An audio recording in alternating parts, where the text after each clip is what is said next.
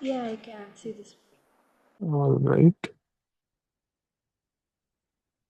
बिस्मिल्लाहिर्रहमानिर्रहीम। तो हम कंटिन्यू करते हैं where we left off from last time, wherein we were talking about the blood glucose concentration और उसका homeostatic control and the negative feedback mechanism behind it, जिसके जरिए we are able to control the blood glucose concentration। और अगर बढ़ जाती है we are able to get it decreased, अगर कम हो जाती है we are able to get it to increase। In other words हम ये चाहते हैं कि जो भी स्टिमुलस हो, no matter what the stimulus is, what we want is it is now able to fluctuate at a set point।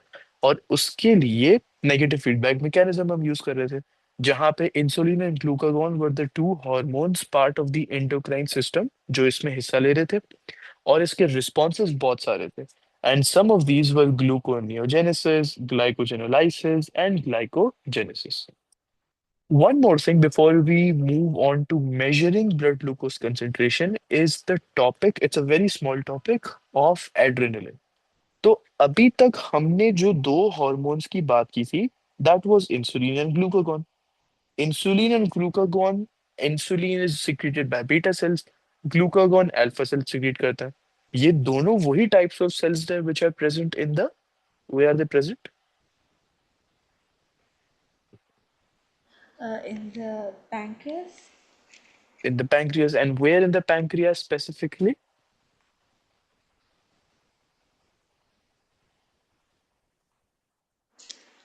um,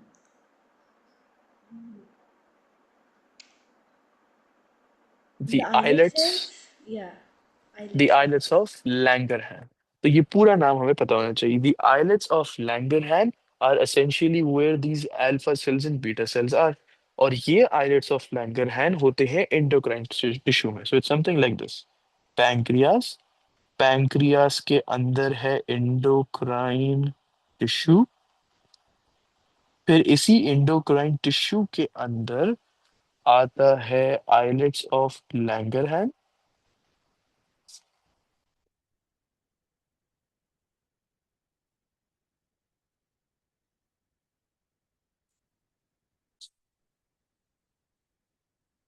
And then isi islets of Langerhans consists of two types of cells. These are alpha plus beta cells. Adrenaline again एक hormone है, just like insulin and glucagon। मतलब ये endocrine system का हिस्सा तो है, but take a guess, क्या ये प्रोड्यूस होता है पैंक्रियाज में? No. Okay, so you said that adrenaline is not produced in the pancreas, which is correct. Adrenaline is produced in the adrenal glands, और ये adrenal glands are on the top of the kidneys। मतलब अगर एक kidney है, उसका अगर top का cross section देखें, तो उसमें we will find adrenal gland। Just like pancreas के अंदर क्या था, इंडोक्राइन टिश्यू, उसी तरीके से किडनी के टॉप वाले सेक्शन में होता है एड्रीनल ग्लैंड। दोनों केसेस में we are talking about endocrine glands secreting endocrine system में यूज होने वाले हॉर्मोन्स। तो ये एड्रेनलिन का यहाँ पे क्या काम है ब्लड ग्लूकोज कंसेंट्रेशन में?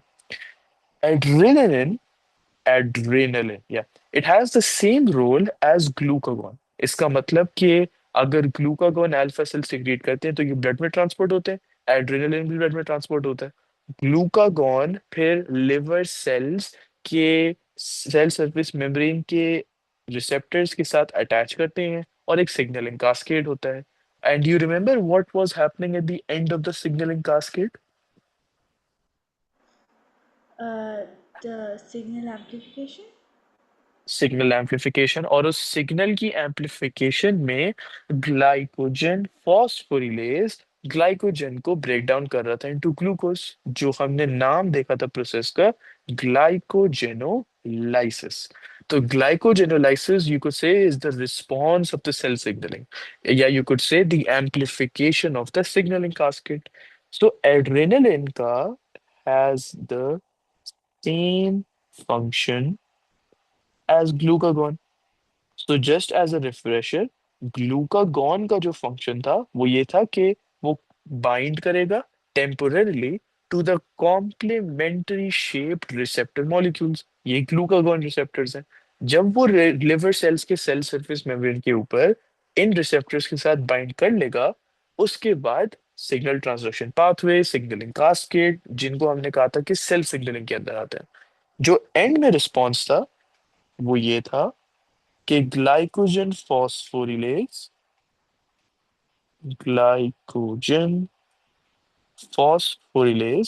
कैटलाइज करता है ग्लाइकोजेनोलाइसिस। ये रिस्पॉन्स था सेल सिग्नलिंग का, और एग्जैक्टली यही एड्रेनलिन भी कैरी आउट करता है। वो कैरी आउट नहीं करता, वो इसका कॉज बनता है। It's a ligand, just like glucagon. So let me just complete this, glycogenolysis. ये तो था पहला काम जो एड्रेनलिन करता है अगर हमारी बॉडी में ब्लड ग्लूकोज कंसंट्रेशन बढ़ जाती है। This is function number one. Adrenaline also stimulates the breakdown of the glycogen के stores in the muscle cells.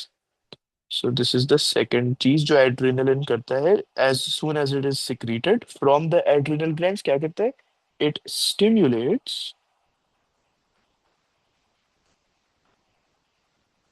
the breakdown of glycogen stores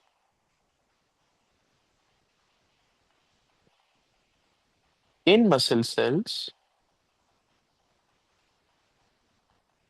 during intensive activity. So, would you agree if I say this कि जो muscle cells होते हैं उसमें सबसे ज्यादा जरूरत पड़ती है एनर्जी की? Yeah. क्योंकि muscle cells are some of the only cells in the body जो कि हर वक्त काम कर रहे होते हैं। They are relaxing, they are contracting, simultaneously ये वो काम कर रहे होते हैं। एंड 24/7 ये हो रहा होता है, अब सबकॉन्शियसली, कॉन्शियसली, अनकॉन्शियसली हर वक्त ये काम हो रहा होता है। इनको मूव करने के लिए सबसे ज्यादा एनर्जी चाहिए होती है ये मसल सेल्स को, which are in the muscle tissues. अगर इनको सबसे ज्यादा एनर्जी चाहिए होगी, तो wouldn't there be the most amount of glycogen stores in these cells? Yeah. अगर सबसे ज्यादा ग्लाइकोजन स्टोर्स होंगे तो एड्रेनालिन भी तो यही चाहेगा कि यही मेरा टारगेट सेल बने। वो क्यों? मसल सेल्स की सेल सरफेस मेम्ब्रेन पे एड्रेनालिन जाएगा, बाइंड करेगा, सेल सिग्नलिंग का प्रोसेस होगा, जिसकी वजह से ये ग्लाइकोजन स्टोर्स ब्रेक होंगे into glucose, again glycogenolysis, but this time not in liver cells but in muscle cells. Always remember, if you are thinking कि बार बार सेल सिग्नलिंग क्यों आ रही है, अगर एक सब्सटेंस किसी सेल के बाहर है, so let's take an example, ये एक सेल है हमारे पास और ये एक सब्सटेंस है जो कि सेल के बाहर है। अगर ये सब्सटेंस चाहता है कि सेल के अंदर कोई ना कोई एक्टिविटी ट्रिगर हो, so for example suppose this is the liver cell and suppose this is glucagon, what was one of the responses of glucagon to the liver cell? मतलब what does it stimulate in the liver cell? The like the hyd like the breaking down of glycogen into glucose. The breaking down of glycogen into glucose, जिसका हमने नाम दिया था glycogenolysis, correct. Glucagon चाहता है कि liver cell के अंदर ग्लाइकोजेनोलाइसिस हो, मतलब इट इज अबाइडिंग बाय जो भी हमने बात की थी, a substance outside of the cell surface membrane of a cell, लेकिन वो चाहता है कि सेल के अंदर कोई एक्टिविटी हो। तो ये करने के लिए सेल सिग्नलिंग करना जरूरी है। So think of cell signalling as a way for substances outside the cell to trigger activities inside the cell. तो क्या ये ग्लूकागॉन लिवर सेल के अंदर गया था? No. नो, लेकिन फिर भी it was able to stimulate या it was able to trigger an activity inside the liver cell. इसीलिए सेल सिग्नलिंग की बहुत ज्यादा हमें जरूरत पड़ती है। तो ये तो बात थी एड्रेनलिन की। आज today we will start with the measuring of blood glucose concentration in urine. So measuring glucose की concentration, again square brackets का मतलब होता है concentration in mole per decimeter cube. So कहीं भी you're running out of space, just use square brackets for concentration. So measuring glucose की concentration in urine. Could you tell me why this is important? मतलब हमें ये क्यों करना चाहिए?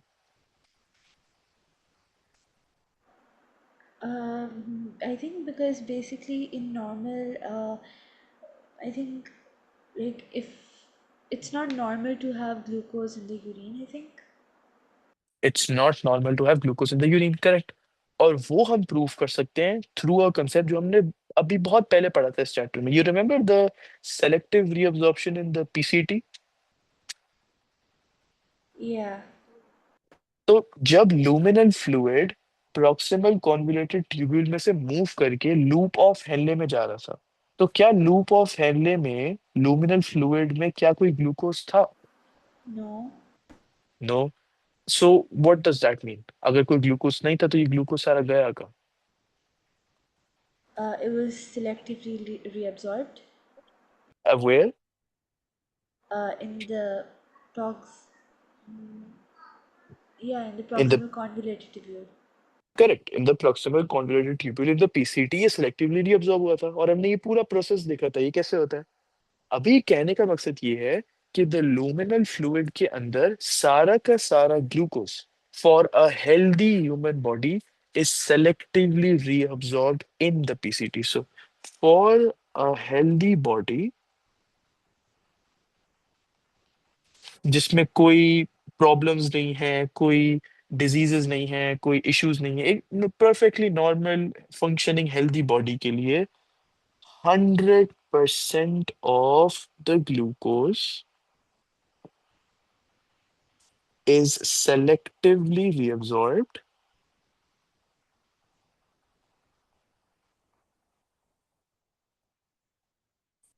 in the proximal convoluted tubule. इसका मतलब जो कि अभी हमने देखा था कि लूप ऑफ हेनले में कोई ग्लूकोज नहीं जाएगा. लेकिन लेकिन अगर ये ग्लूकोज की अमाउंट, हमारे ब्लड में ये ग्लूकोज की अमाउंट एक अमाउंट से बढ़ जाए, एक सेट अमाउंट से बढ़ जाए, सो inside the blood if the glucose concentration increases above a certain value, तो फिर सारा का सारा glucose will not be selectively reabsorbed. So what do I mean by that? Let's draw the nephron here for a second. यहाँ पे this is the PCT, this is the loop of Henle, this is the DCT, and then this is the collecting duct. जब movement हो रही होती है इस luminal fluid की through the PCT, यहाँ पे एक पेरीट्यूबुलर कैपिलरी नेटवर्क होता है, करेक्ट? Yeah, और सेलेक्टिव रीअब्जॉर्प्शन भी पेरीट्यूबुलर कैपिलरी नेटवर्क के अंदर नहीं होती है. इट्स फ्रॉम द पीसीटी के सेल्स जो पीसीटी के लूमेन पर होते हैं, जिनको हम एपिथेलियल सेल्स या पीसीटी सेल्स कहते थे, and then into the peritubular capillary network.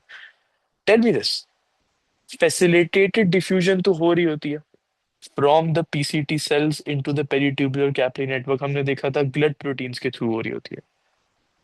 सो मैं यहाँ पे पहले लिख देता हूँ, this is the concentration gradient. So concentration gradient, and ये जो प्रोसेस है ये फैसिलिटेटेड डिफ्यूजन है. तो हम अगेंस्ट द कंसंट्रेशन ग्रेडियंट नहीं जा रहे, हम डाउन द कंसंट्रेशन ग्रेडियंट जा रहे हैं. नाउ सपोज दिस, अगर मैं थोड़े से ग्लूकोज मॉलिक्यूल्स को पेरीट्यूबुलर कैपिलरी नेटवर्क में डाल दूं, क्या इससे कंसंट्रेशन ग्रेडियंट मोर स्टीप होगा या लेस स्टीप होगा? less deep. Less steep, correct. क्या इसका मतलब ये है कि ज्यादा ग्लूकोज अब मूव करेगा इनटू द कैपिलरी नेटवर्क या कम ग्लूकोज मूव करेगा? Come glucose. Come glucose, a lesser amount of glucose is gonna flow into the network. This means कि अब ज्यादा ग्लूकोज और you could say some amount of glucose will move into the luminal fluid into the loop of Henle. So what do we understand? कि कब glucose loop of Henle में move करेगा? अगर थोड़ी सी ग्लूकोज पेरीट्यूबुलर कैपिलरी नेटवर्क में हो, सारी की सारी ग्लूकोज अल्ट्रा फिल्टर नहीं हुई है. This is when some glucose moves into the loop of Henle, then through the DCT, then to the collecting duct, and into eventually into the urine. अब ये कुछ ग्लूकोज क्यों रह जाता है पेरीट्यूबुलर कैपिलरी नेटवर्क में? बिकॉज कुछ patients में, so because in some patients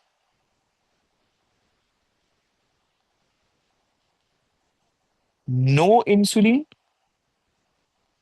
or not enough insulin is produced,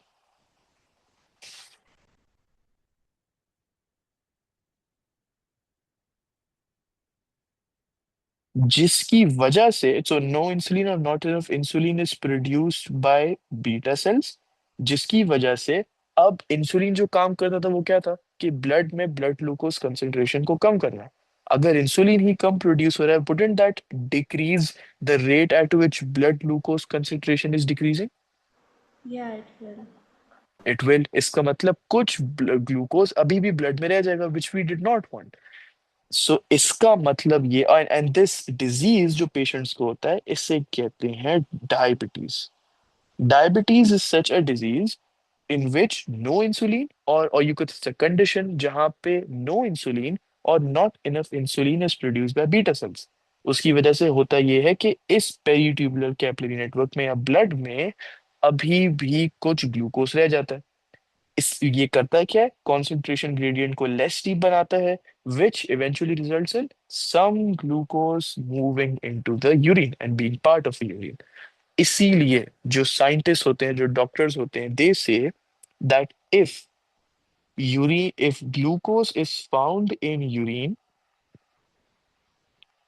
अगर यूरिन में ग्लूकोज मिला, this is a clear sign of diabetes. So you don't need to remember concentration gradient steep क्यों हो रही है, कम हो रही है। All you need to remember is diabetes वाले patients में या तो कोई इंसुलिन प्रोड्यूस नहीं होती या बहुत कम इंसुलिन प्रोड्यूस होती है।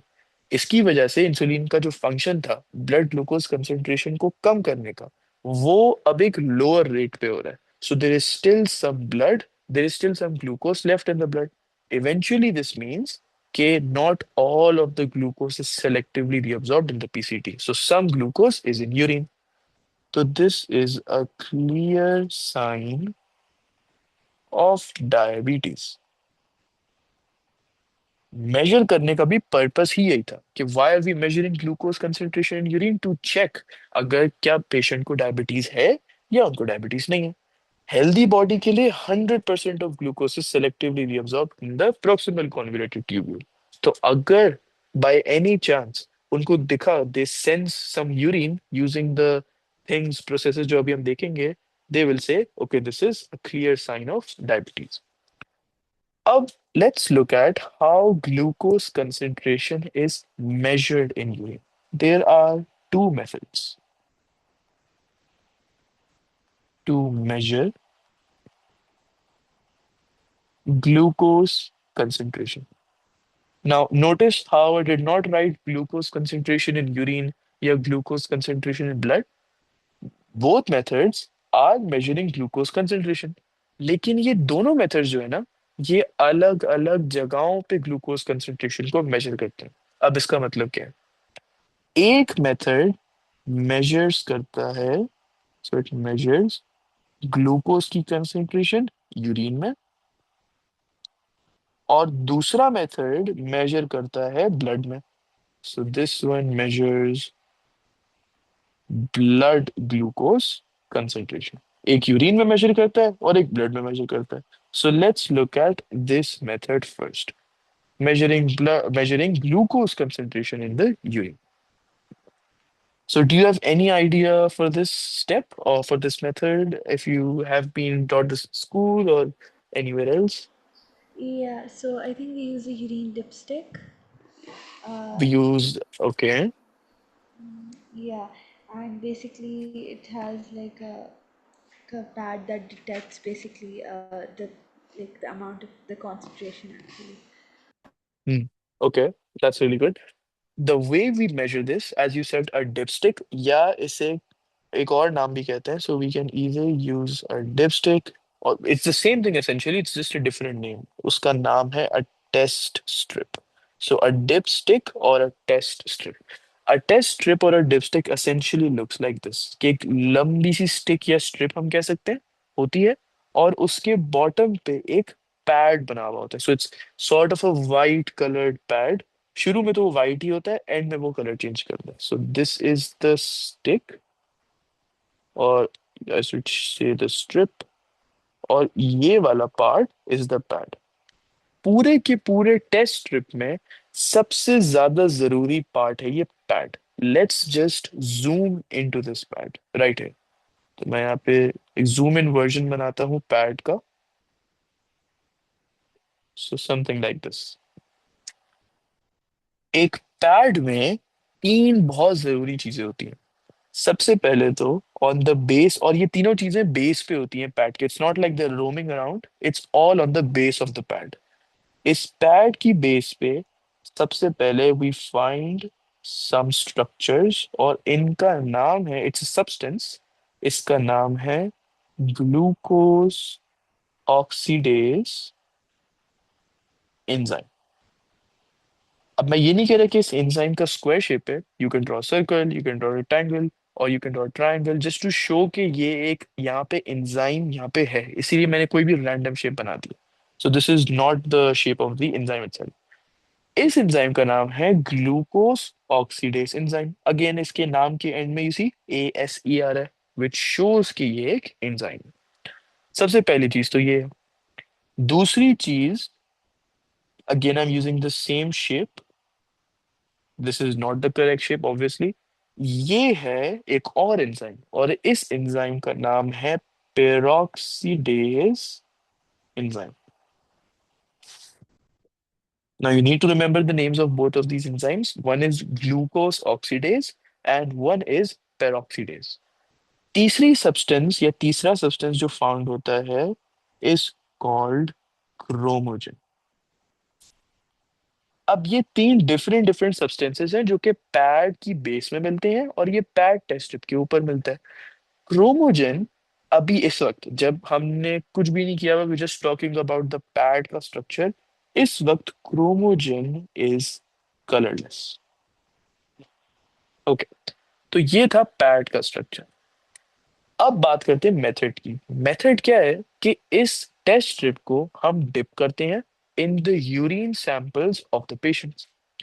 अगर टेस्ट स्ट्रिप के ऊपर इस पैड ने कलर चेंज किया तो ग्लूकोज यूरिन में फाउंड है। अगर ग्लूकोज यूरिन में फाउंड नहीं है तो पैड कलर चेंज ही नहीं करेगा, it will remain colourless, it will remain as the colour white. So do you understand the two outcomes? Yeah, but again, sir, in school I've Yeah. learned that the chromogen, it's originally blue in its reduced form. So is it reduced or is it colorless? Okay, so normally जब हम बात करते हैं chromogen की in the dipstick, we just talk about chromogen being a normal colour, मतलब वो colourless होता है। लेकिन आगे जाके व्हेन वी टॉक अबाउट कि उसका कलर क्या होगा, फिर हम वो देखेंगे। Let me just check to make sure कि मैं किसी और चीज से कंफ्यूज ना कर रहा हूँ। मैं अपने नोट्स पे वापस देख लेता हूँ, give me a second.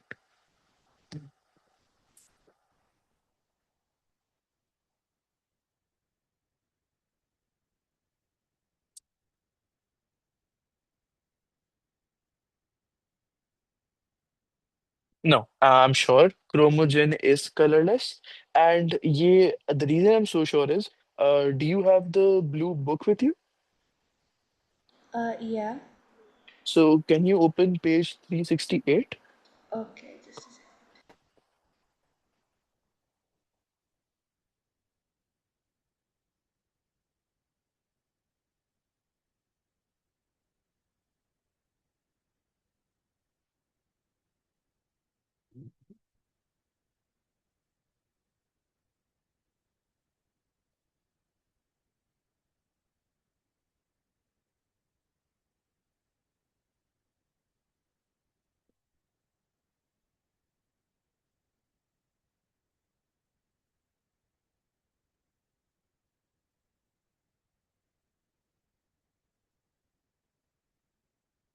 Sir, could you repeat the page number? Yeah, 368.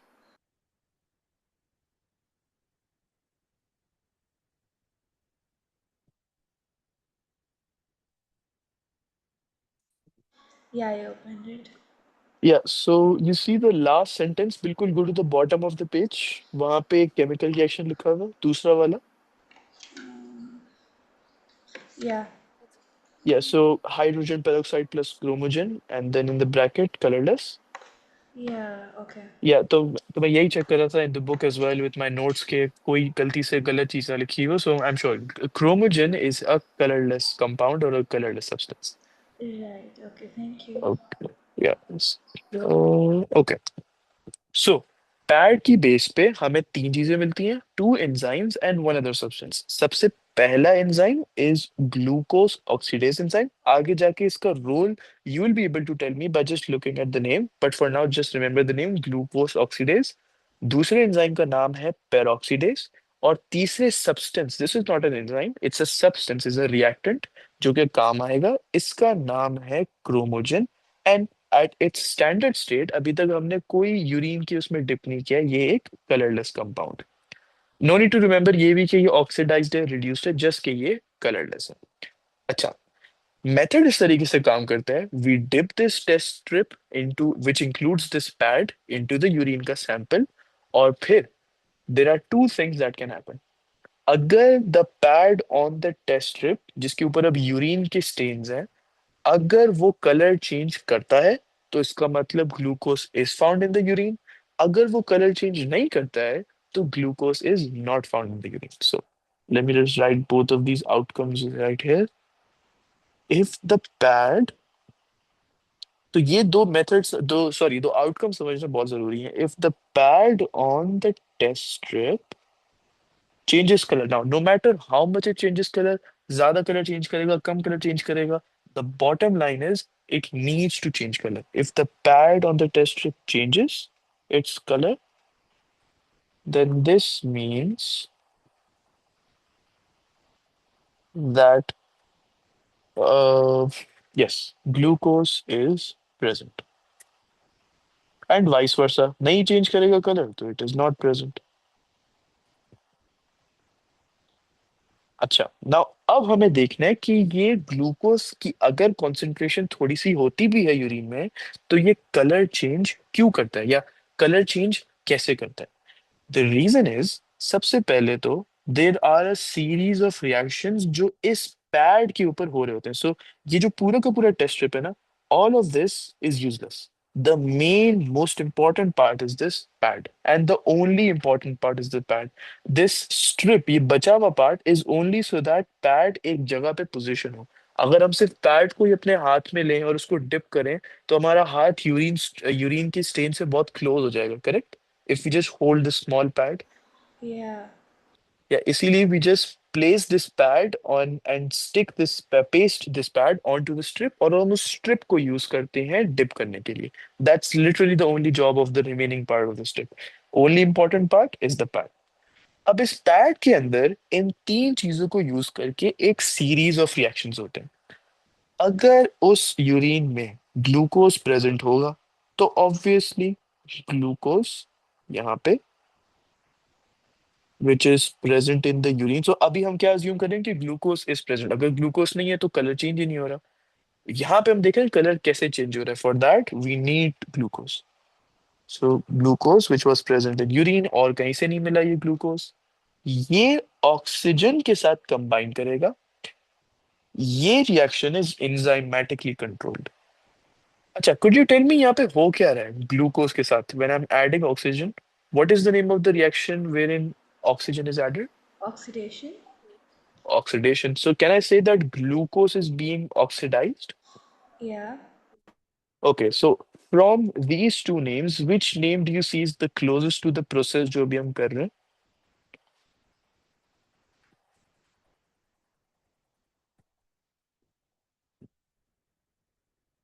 It resembles the process जो अभी हम कर रहे हैं.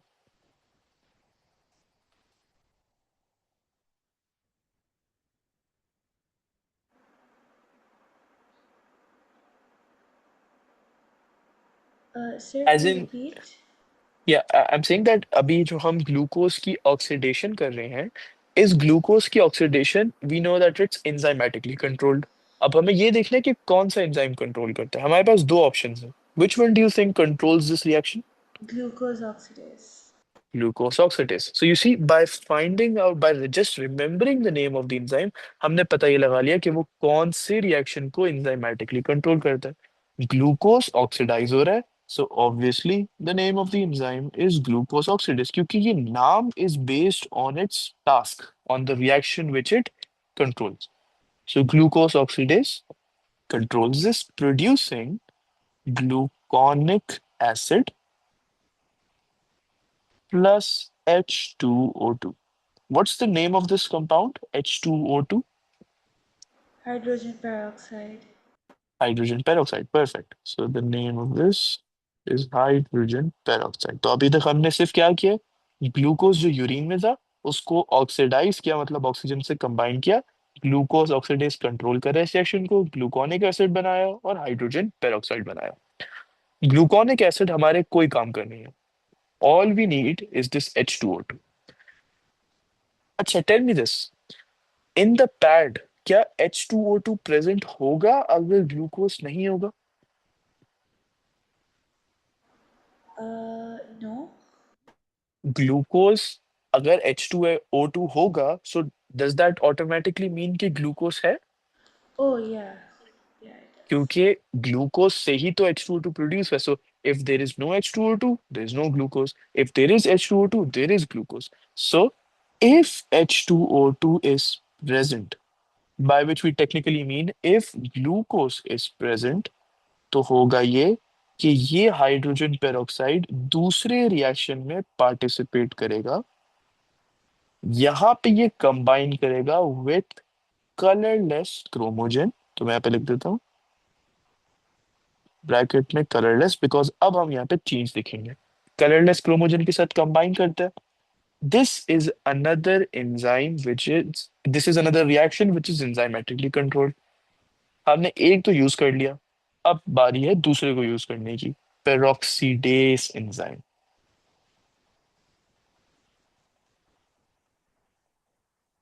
इस रिएक्शन का जो प्रोडक्ट हमें मिलता है वो है water and oxidized chromogen.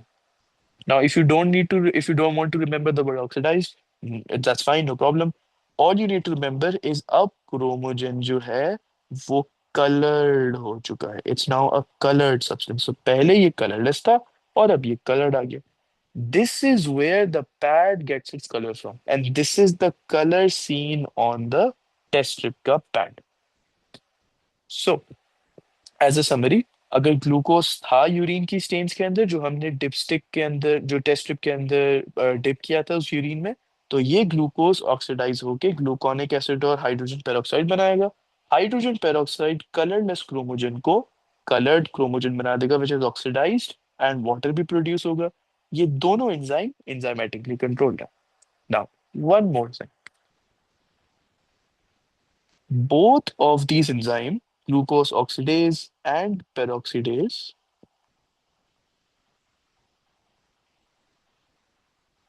are immobilized enzymes. So if I were to ask you what is the meaning of immobilized, ये AS का थोड़ा सा टॉपिक है। Trapped. I think the enzymes that were basically trapped The enzymes are trapped, correct. and it basically Immobilized, prevents yeah. them from working. No not really. Immobilised का simply मतलब ये होता है कि there are two kinds of enzymes. Enzymes जो mobile होते हैं, मतलब जो मूव कर रहे होते हैं। So you might have heard about mobile petrol stations. तो these are simply petrol station जो एक जगह से दूसरी जगह मूव कर सकते हैं। इमोबिलाइज्ड एंजाइम्स मींस के एंजाइम्स जो एक जगह पर ट्रैप्ड है। एक जगह पर ट्रैप तो है लेकिन वो काम अभी भी कर सकते हैं, they can still carry out activities जो कि उन्होंने यहाँ पे की। So immobilise simply means trapped in a place. This means कि वो पूरे पैड में फ्रीली मूव अराउंड नहीं कर रहे, and it's really important to know this. अच्छा, एक बड़ी जरूरी चीज, हमें कैसे पता चला कि यूरिन में ग्लूकोज प्रेजेंट है? हमें तभी पता चला ना if the chromogen changed its colour. Yeah. Were we able to find out the exact concentration of glucose? For example, हमें क्या ये पता चला कि 0.34 mg per dm cube something something present है? No.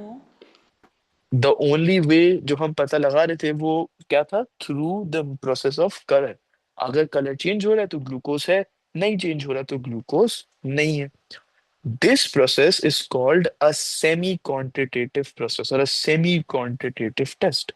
तो यहाँ पे लिखते हैं this test is a semi or semi quantitative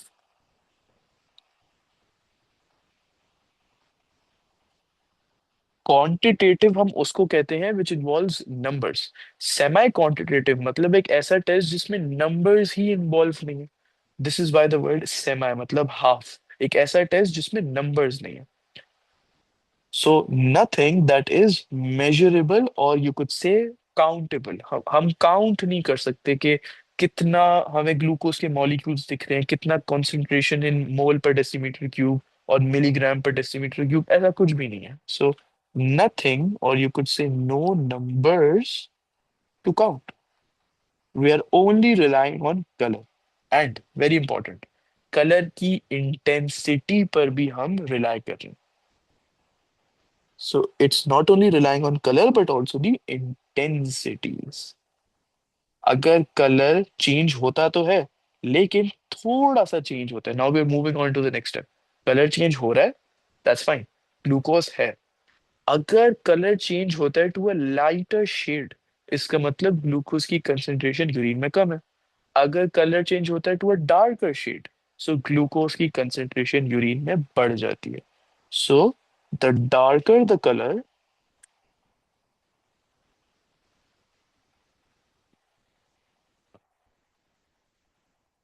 the more the concentration of glucose in the urine. Okay. So this test tells me, acha, true or false, or not true or false, choose from either of the two options. Does this tell me कि glucose की concentration high है, medium है या low है? या does it tell me कि glucose की concentration कितनी high है, कितनी low है या कितनी medium है? It tells के high है, medium है, ये low है. या लो है, it just gives me a set of options, या तो हाई है या लो है या मीडियम है। So it's not giving me any numbers, it's not telling me how high और हाउ लो और how medium is the concentration. This is why हम इसे सेमी क्वांटिटेटिव टेस्ट कहते हैं। So this was measuring the concentration of glucose in urine. यहाँ तक clear?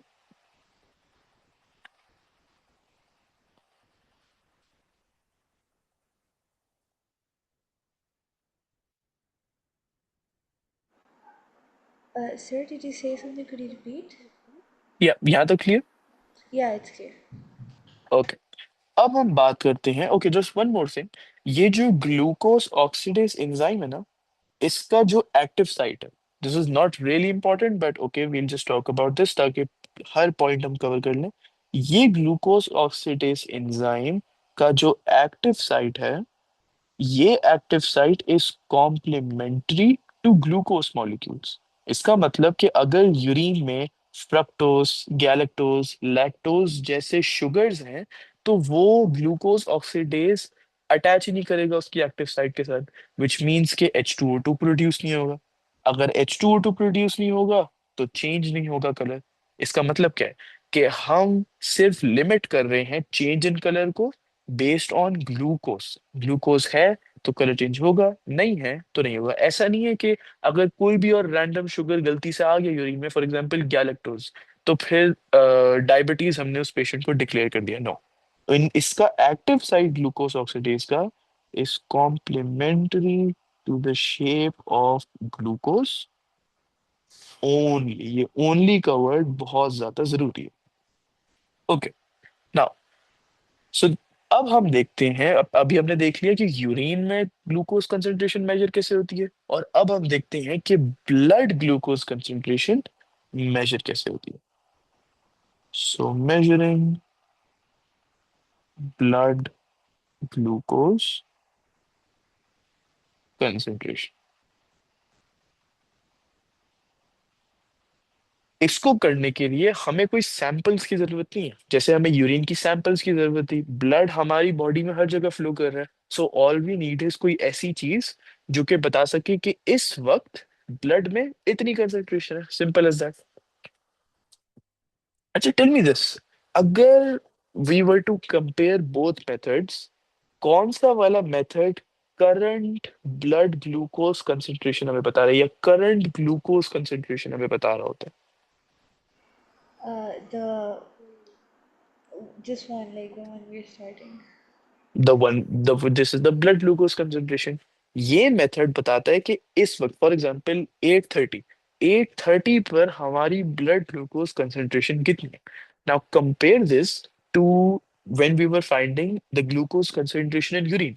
Suppose किसी patient ने यूरिन सैंपल दिया 2 घंटे पहले, लेकिन बहुत रश था, अब चेक करने की बारी आई है। 6:30 पे क्या उसका ग्लूकोज कंसंट्रेशन मेजर अब होगा, या 8:30 पर होगा? 8:30. अगर, okay, so let me frame this in a better way. I think मैंने फ्रेम थोड़ा गलत तरीके से किया। सपोज एक पेशेंट है, और वो अपनी यूरिन का सैंपल देता है 6:30 PM पे, लेकिन ये चेक, मेजर, एनालाइज, ये सारे प्रोसेसेस डॉक्टर करता है 8:30 पे। तो क्या पेशेंट की यूरिन में ग्लूकोज कंसेंट्रेशन 6:30 के हिसाब से वो बताएगा, या 8:30 के हिसाब से वो बताएगा? Yeah, 6:30. 6:30। तो क्या ये करंट ग्लूकोज कंसेंट्रेशन बता रहा है? No. So do you think this would be a good method? No. क्योंकि ग्लूकोज कंसेंट्रेशन बढ़ना या कम होना are very very difficult processes. Difficult as in ये बहुत मेजर डेंजर्स पोज करते हैं। इंसुलिन ना प्रोड्यूस होना in diabetic patients is a problem, and this is why doctors ने ये चूज करना शुरू किया, मेथड को ये फॉलो करना शुरू किया कि हम अब ब्लड में ग्लूकोज को मेजर करेंगे। ये क्यों? सपोज ये सिर्फ रिलाय करते यूरिन की ग्लूकोज कंसेंट्रेशन मेजर करना, 2-3 घंटे बाद वो मेजर होके आती, एंड उस वक्त तक काम खत्म हो चुका होता। As in what we wanted, हमने वो अचीव ही नहीं किया। हमने करंट ग्लूकोज तो पता ही नहीं लगाया, हमने यूरिन में ग्लूकोज पता लगाया। सो व्हाट डॉक्टर्स ने किया कि they started measuring glucose in the blood, ताकि उस एग्जैक्ट मोमेंट पे कंसंट्रेशन का पता चल जाए। They did this through something called a biosensor. Okay, did I tell you the name of the value? कि अगर what do you call it? Blood में ग्लूकोज कंसंट्रेशन अगर एक वैल्यू से एक्सीड कर जाती है तो वो लूपोफाइलिन No. में जाता है। Okay, No. अच्छा हुआ याद आ गया। इस वैल्यू का नाम है renal threshold. So just pause that blood glucose for a bit. Renal threshold हम उस वैल्यू को कहते हैं जो कि ब्लड में ग्लूकोज कंसंट्रेशन के साथ एसोसिएट होता है। अगर ब्लड में ग्लूकोज कंसंट्रेशन इस रीनल थ्रेशोल्ड से ज्यादा हो जाती है, तो now we will find glucose in the urine. अगर वो इससे कम रहती है, that's for a healthy human body, जहां पर ग्लूकोज यूरिन में हमें नहीं मिलेगा। Okay, now let's go back to the blood वाला टॉपिक। यहाँ पे biosensor is the name of the device जो कि इस प्रोसेस को अचीव करने के लिए यूज किया जाता है। सो अ biosensor, obviously the word sensor, it senses the glucose concentration, and bio, क्योंकि we're talking about the human body and the blood and all of that। Biosensor एक ऐसी डिवाइस है जो कि एक एंजाइम को यूज करती है, और इन दिस केस ग्लूकोज की कंसेंट्रेशन को बता देती है। So it makes use, and we look at this कौन सा एंजाइम है, लेकिन for now just understand it makes use of an enzyme. अब how does this work? Let's, मैं यहाँ पे क्या करता हूँ कि I paste what, so you have the book with you, right? Yeah, I do. Yeah, so do you see the picture on page 369, figure 14.29?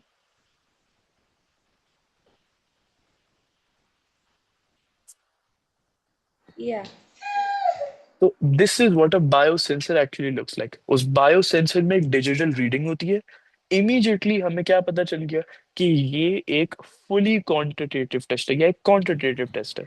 यहाँ पे Uh, हमें नंबर पता चलेगा। Sir, it's the या, same as glucometer, right? you could say that it's same as a glucometer, लेकिन थोड़ी बहुत differences इधर उधर होती हैं which we don't need to know, right? Okay, तो एक बायो सेंसर में हमें एक डिजिटल मीटर दिखता है जिससे हमें ये पता चलता है कि okay it's a quantitative test, हमें नंबर्स दिख रहे हैं, हम नंबर्स के साथ प्ले कर रहे हैं। और दूसरी चीज we see a needle at the, so are you able to see the needle at the bottom end? Yeah. सो ये नीडल इसलिए होती है ताकि जो पेशेंट है, जो डायबिटिक पेशेंट है जिसका ब्लड ग्लूकोज इस वक्त चेक करना है कितनी कंसंट्रेशन है, हाई है या लो है, वो नीडल से पिंच करी जाती है। थोड़ा सा दर्द भी होता है, it hurts, this is why it's a problem for diabetic patients. वो पिंच जब होती है तो ये बायोसेंसर जल्दी से पता लगा लेता है कि ग्लूकोज इस वक्त ब्लड वेसल में कितना फ्लो कर रहा है, so it pinches into the veins. So this is how the process actually works. Let's talk about the biology side of it. ये तो हमने बात की ना practical, let's talk about the biology side कि ये काम कैसे करता है। Just like the test strip या द डिपस्टिक, बायो सेंसर जो एंजाइम यूज करता है वो है ग्लूकोज ऑक्सीडेज एंजाइम। अब अगेन ग्लूकोज की ऑक्सीडेशन के लिए ये यूज होता है। सो यहाँ पे अगेन ग्लूकोज अगर प्रेजेंट होगा इन द ब्लड तो ये ऑक्सीजन के साथ कंबाइन करेगा। बायोसेंसर में ग्लूकोज ऑक्सीडेज का एंजाइम इमोबिलाइज्ड होगा। So just like it as it was immobilised pad के ऊपर, उसी तरीके से यहाँ पे वो इमोबिलाइज्ड होगा, एक जगह पर प्लेस्ड होगा। ग्लूकोज यहाँ पे फ्लो करेगा इनटू द बायोसेंसर और इन ग्लूकोज ऑक्सीडेज एंजाइम के साथ अटैच करेगा, और यहाँ पे ये कन्वर्ट हो जाएगा into Gluconic acid and hydrogen peroxide. Gluconic acid and hydrogen peroxide. Okay, now एक बार ये हाइड्रोजन पेरोक्साइड प्रोड्यूस हो जाता है, फिर ये हाइड्रोजन पेरोक्साइड अब ये किसी दूसरे रिएक्शन में यूज नहीं होता। This is the difference between the two methods. This hydrogen peroxide is oxidised, so it's no longer used with the peroxidase enzyme, वो पहले वाला मेथड था। यहाँ पे हम इसको ऑक्सीडाइज करते हैं at an electrode. So something which you might have learned in chemistry, electrodes जो कि यूज होते हैं, positive anode cathode all of that. Yeah. तो हाइड्रोजन पेरोक्साइड ऑक्सीडाइज होता है इस इलेक्ट्रोड पे, और ये इलेक्ट्रोड क्या करता है कि इस सिग्नल को एम्पलीफाई कर देता है। सो ये हाइड्रोजन पेरोक्साइड एक बार प्रोड्यूस हो गया, moves to a transducer. So we need to remember these words. It moves to a transducer. Transducer पे क्या होता है कि ये इलेक्ट्रोड होता है उस ट्रांसड्यूसर में, जिसपे से ये ऑक्सीडाइज हो जाता है। वंस इट इज ऑक्सीडाइज तो फिर electrons are release. Obviously oxidation is the loss of electrons. Electrons जब रिलीज होते हैं तो ये इलेक्ट्रॉन्स ट्रांसफर होते हैं to an amplifier. From an amplifier it goes to a processor, and from a processor यहां से there is a digital reading. Now you might be thinking, मैं इतना तेज क्यों चला गया with this entire process and why didn't I explain each of these? This is because we only need to remember the names. So all we need to remember for a biosensor, this is the shortest topic इस पूरे chapter में, कि एक biosensor एक enzyme का use करता है, एक इमोबिलाइज्ड ग्लूकोस ऑक्सीडेज एंजाइम। अगर ग्लूकोज ब्लड में होगा तो वो ऑक्सीडाइज करके ग्लूकोनिक एसिड और हाइड्रोजन पेरोक्साइड प्रोड्यूस करेगा। क्योंकि ये glucose, so think of it as the biosensor, यहाँ पे ये glucose is moving into the biosensor, जहाँ पे ये बहुत सारे ग्लूकोज ऑक्सीडेज एंजाइम्स की एक्टिव साइट के साथ अटैच कर जाएगा। एक बार H2O2 प्रोड्यूस हुआ तो ये ट्रांसड्यूसर के पास जाएगा, वहां पे एक इलेक्ट्रोड होता है जहां ये ऑक्सीडाइज होगा। This causes electrons to be released. ये इलेक्ट्रॉन ट्रांसफर होते हैं एक एम्पलीफायर में, then to a processor which results in a digital reading. तो यहाँ तक clear? Yeah. Okay, so will keep it till here क्योंकि अगला टॉपिक कंप्लीटली एक डिफरेंट चीज है, होम्योस्टेसिस इन प्लांट्स। तो यहाँ तक कोई सवाल हो तो आप पूछ लो। Sir, just one thing. So you mentioned like in the biosensor we have a needle attached, right? Uh, like, Yeah. yeah. So I don't know if is it also a biosensor? I don't know. I used this in my health camp just like a month ago. If we use we use separate needles to prick, and then we checked it on like the pad and everything. We had that like on this different strips and everything. So is it the same as biosensor, or is it something else? Could you repeat the process? I Yeah, didn't so catch that. basically we actually used some separate, we had these things which we press a button and there was this like pin which pricked, and basically Hmm. then we squeezed a bit blood out and then we put it on the pad, and we checked it that way. Is it the same as biosensor, or is it something different? तो it is a similar process mechanism वो same use कर रहा है क्योंकि जो needle होती है that is essentially where the transducer is तो नीडल वो मेन चीज है जहाँ पे सारा काम हो रहा होता है again this is out of syllabus needle में ग्लूकोज पहले डिटेक्ट होता है जो ब्लड के अंदर होता है ये ऑक्सीडाइज होता है हाइड्रोजन पेरोक्साइड बनता है फिर इसी नीडल में ट्रांसड्यूसर भी होता है जहाँ पे इलेक्ट्रॉन ट्रांसफर होता है और ये इलेक्ट्रॉन फिर बायोसेंसर के अंदर जाते हैं and the entire thing takes place तो when you have the needle, you're essentially doing 75% of the job. Now, instead of using a digital reading, you're just using a pad. That's it. Oh, no, basically, I mean that we had a separate needle just to prick. It was not connected to anything. And then Hmm. उसमें से फिर हमने खून निकाल के we put it on like the pad, and it was Okay. attached to this like the same kind of device. It was like very similar, the one which is Oh, in the okay, okay, book. okay, okay, Yeah, okay. it was So something फिर like that. it's the exact same as a biosensor क्योंकि the Oh, okay. only difference I thought which you were saying was कि semi quantitative test होगा या पूरा quantitative होगा तो ये तो proper quantitative है it's just the devices are separate that's it. Oh, okay. So it's the same as biosensor, right? Yeah. Yeah, okay, thank you. Okay, so could you give a summary of what we did today? Right. So basically, first we did about adrenaline. We mentioned that it has the same role as glycogen, uh, and uh, other than that, what Glycogen? glucagon. Sorry. Yeah, Hmm. glucagon. Yeah. Yeah. So it gives the same response as glucagon, and basically and then we learned about the urine dipstick, and over here we learned that it has like three main components which are located on the pad, which one of them is the glucose oxidase enzyme, then we have the peroxide enzyme, and then we have the chromogen indicator. And basically glucose basically is oxidized into gluconic acid and hydrogen peroxide, which is Hmm. then hydrogen peroxide is then reacted with reacts with chromogen, and it basically changes color if glucose is present, and forms oxidized chromogen with yeah. And other than that, we learned that this is a semi-quantitative test. And Hmm. then we did the biosensor, in which we learned that basically it has an immobilized enzyme, glucose oxidase, and again glucose is oxidized into gluconic acid and H2O2. And yeah, I think All right. Perfect. So we'll keep it till here today, and then we'll continue this in the next class. inshallah. Okay, thank Yeah. you. Allah Thank Hafiz. you. Allah Hafiz.